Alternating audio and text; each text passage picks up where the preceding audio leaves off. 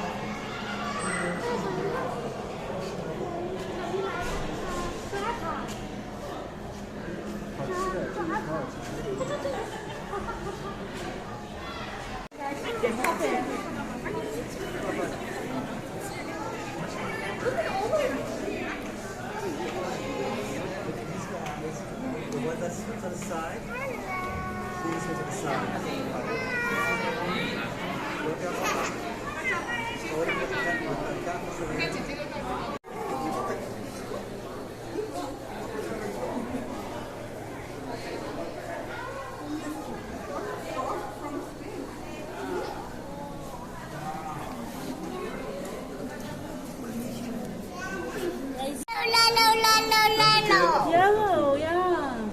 Enough,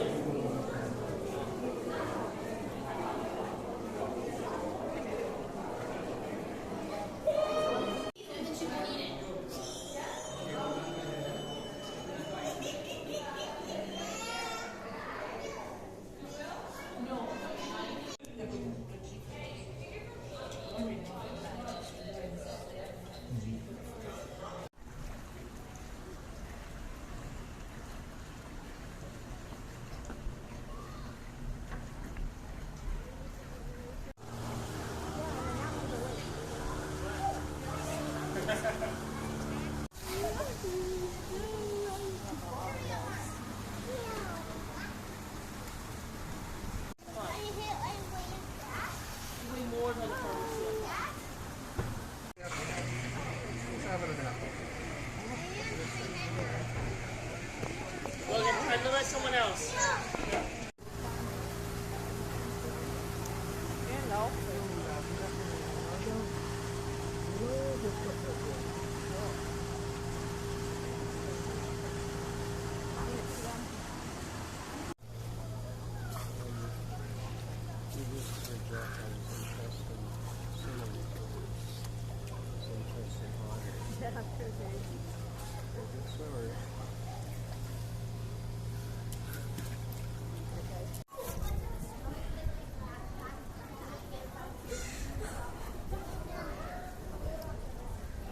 Oh, look at him zoom.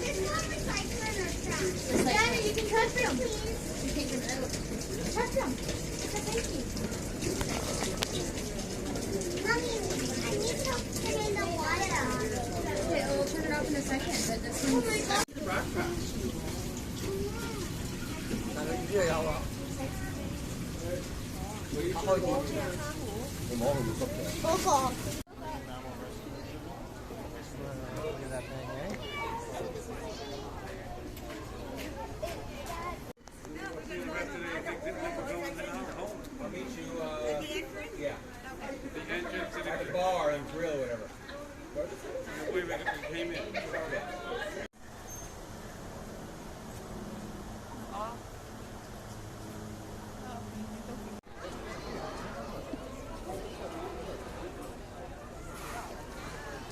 It's not, I didn't consider it. What?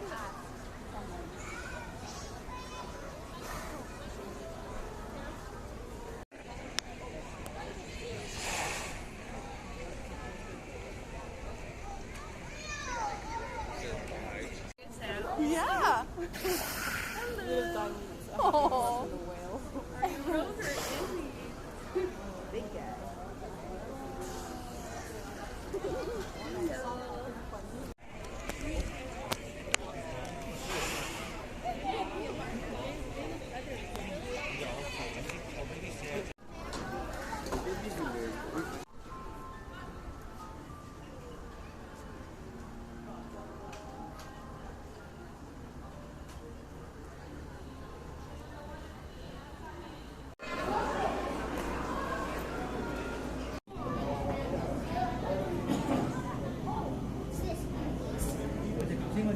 Oh, wait.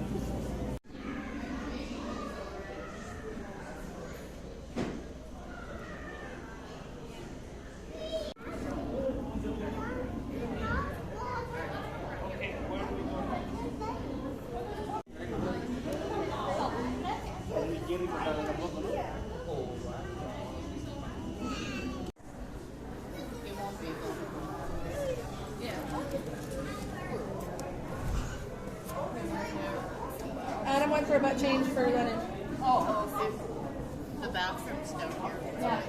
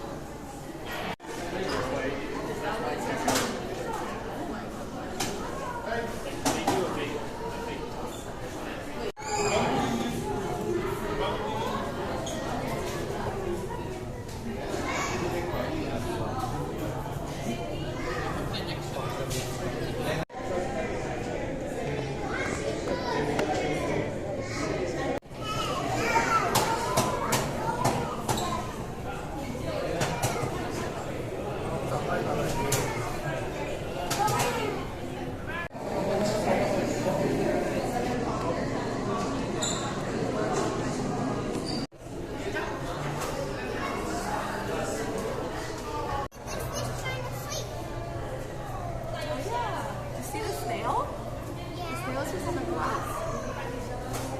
at that star.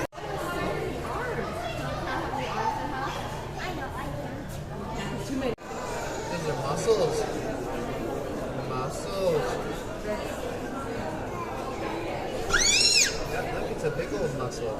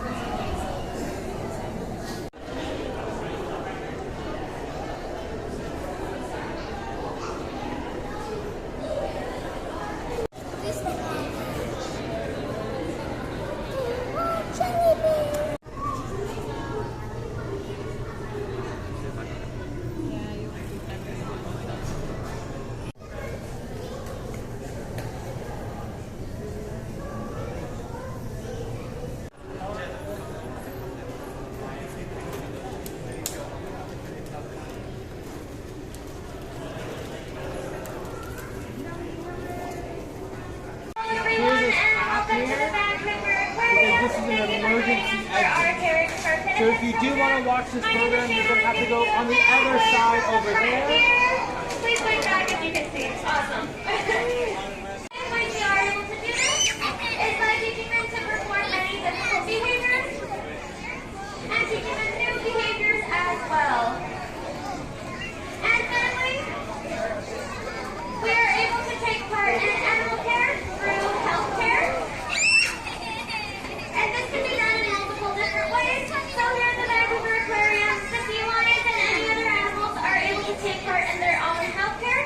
And this means that animals can choose whether or not they want to take part in a husbandry check or not. And husbandry checks can seemingly look very simple, but they are very important. Just as Amen here is opening up his mouth so the trainer could see that he is healthy and that his gums and teeth are stable and healthy and clean. And you may also see some of the trainers asking the animals to show them a flipper or ask them to go onto the platform just like that so they can see their whole body to make sure that they are all healthy. Just like that.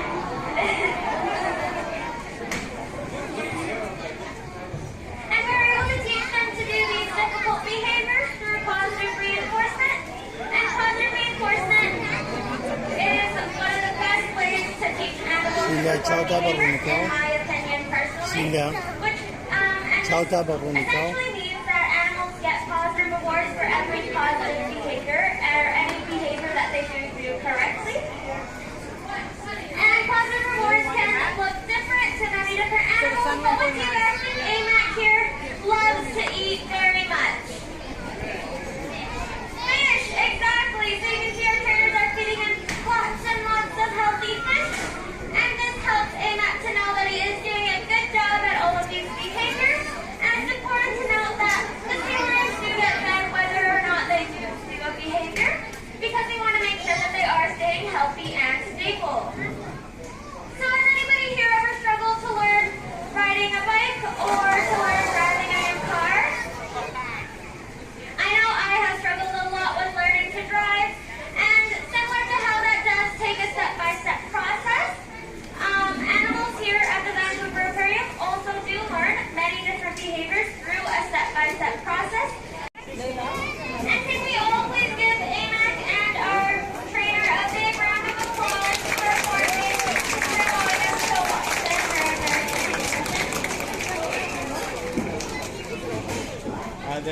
So there's going to be, we all please give them I feel like another it's round of applause for AMAC about for all the yeah. good work he's doing. And I'd like you all to give yourselves a big pat on the back for coming to the Vancouver Aquarium today, because you just being here is helping to support the meaningful research and animal care we are doing here. So please go ahead and do that and give yourselves a big round of applause as well. Thank you so much for joining me today for our Caring for Pinnipeds program. And as you are exiting the venue, please be sure to keep 2 meters from the clock, and the trainers are still working. Thank you so much for coming today, and I hope you have an amazing time. Just a note again, please keep 2 meters away from the clock as you are exiting. Thank you so much.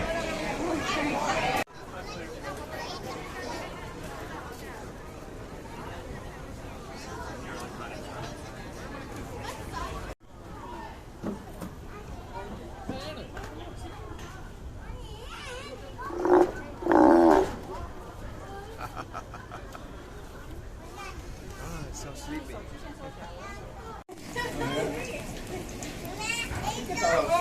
tried to grab it. I stick my finger in the wrong hole.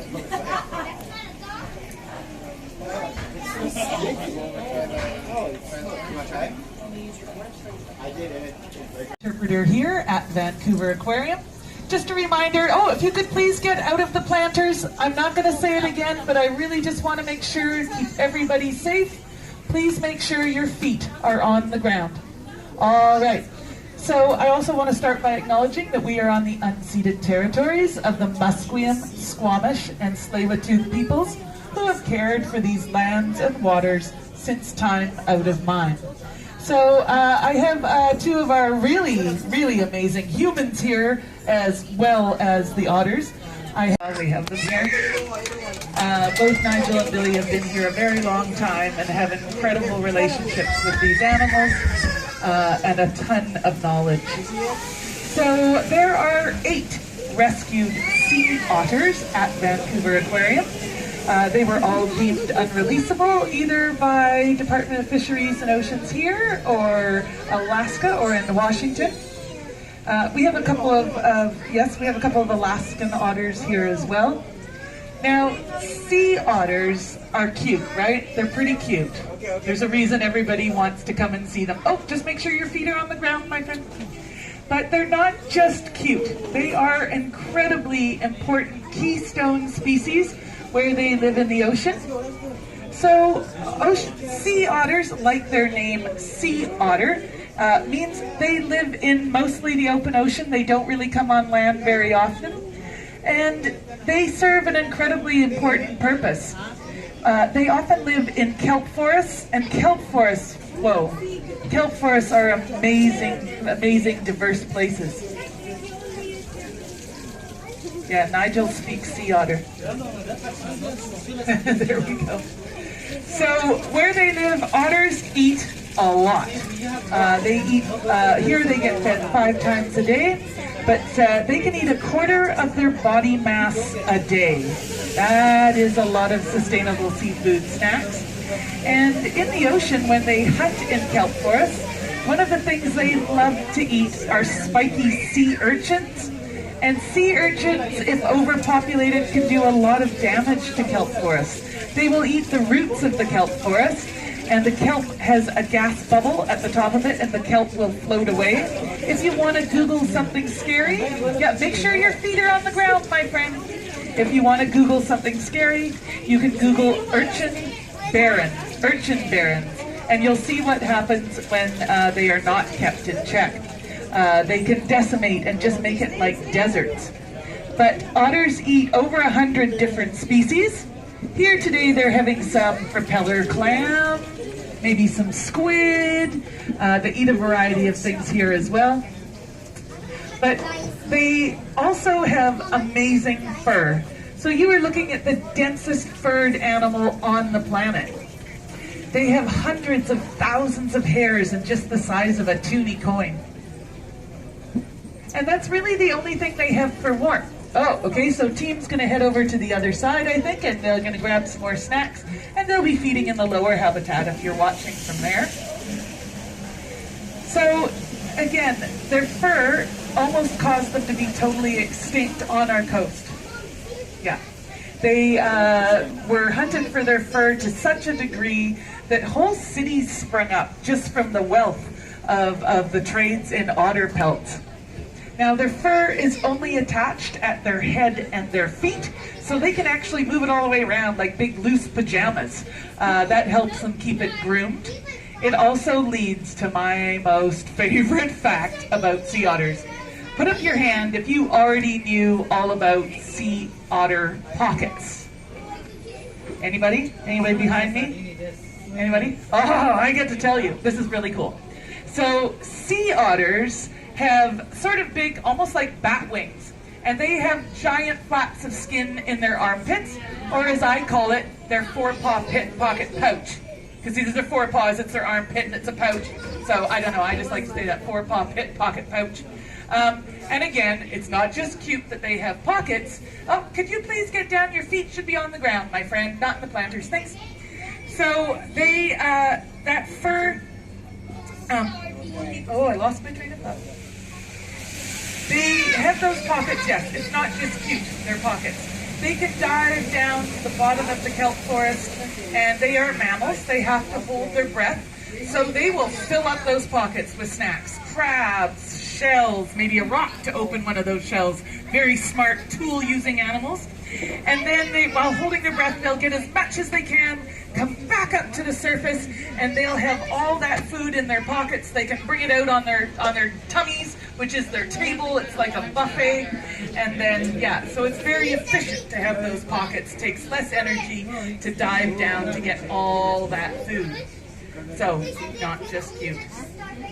So, like I said, all of these animals are rescued, and the reason they were rescued is because for otters, they can spend over 6 months with their mothers learning how to otter.